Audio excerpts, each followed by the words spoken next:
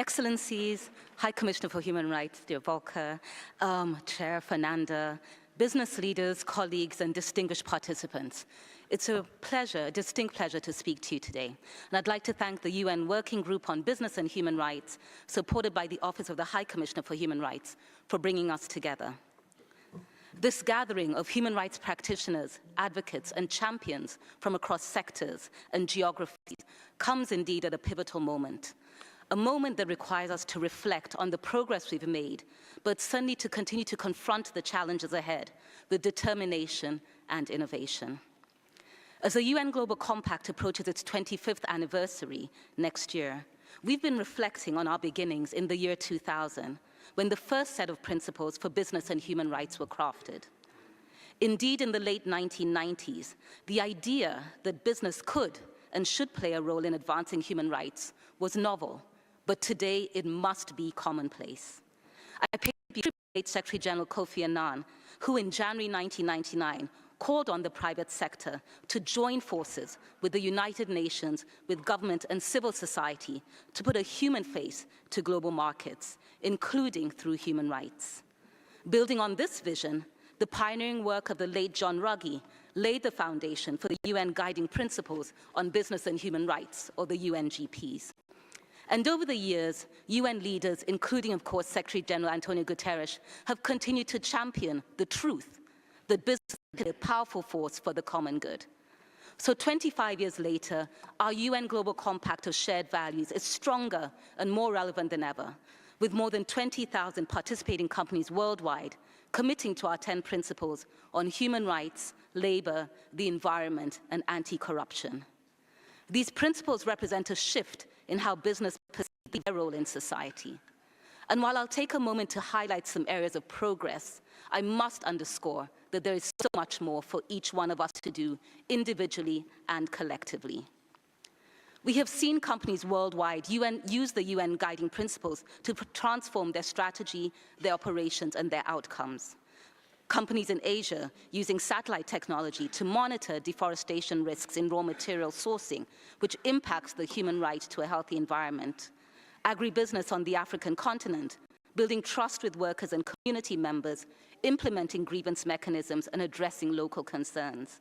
Or many multinational companies who work with us with strong executive commitment to prioritizing human rights due diligence over the last decade. We know that small and medium enterprises, and indeed, of course, millions more of large national companies or multinational corporations are yet to join us on this path towards progress.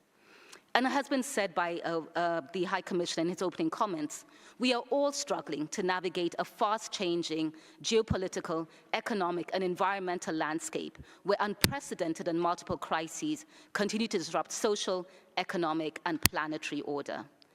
And so against this backdrop, the smart mix approach provides a strong and powerful path forward. The UN Guiding Principles provide the underlying framework for this smart mix, emphasizing the distinct but shared responsibility of states and business. Actions spurred by purpose-driven leadership are indeed essential, and these are often challenged and pushed forward by expectations of consumers, investors, rights holders, and citizenry at large.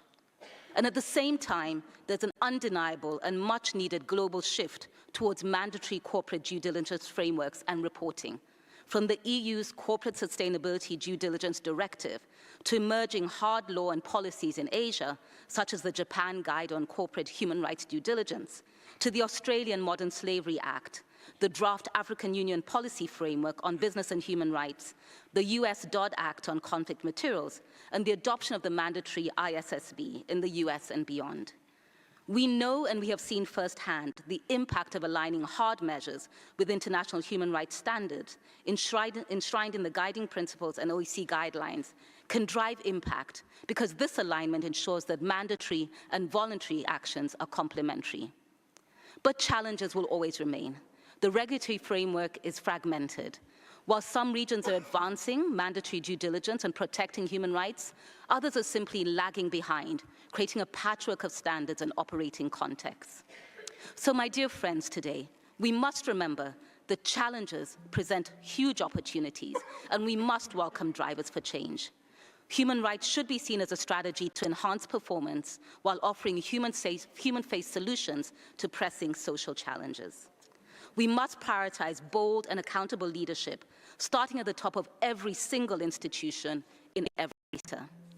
So to close, to business I say this: you have the power to shape your corporate values. Use this power widely, wisely, and creatively. Prioritize acting on your commitments, building trust, and building strong partnerships among all stakeholders throughout your value chains. Later today, the UN Global Compact will launch a Think Lab, an innovation space, to continue to ideate on solutions together with companies and experts to overcome the barriers that we face. To states and policymakers, I urge you to continue to create enabling environments, adopt frameworks aligned with international human rights principles, and ensure the safe participation of all stakeholders and join forces for coherence across jurisdictions. To society and civil rights holders, I applaud your power, your conviction, and your courage. Your voices are essential.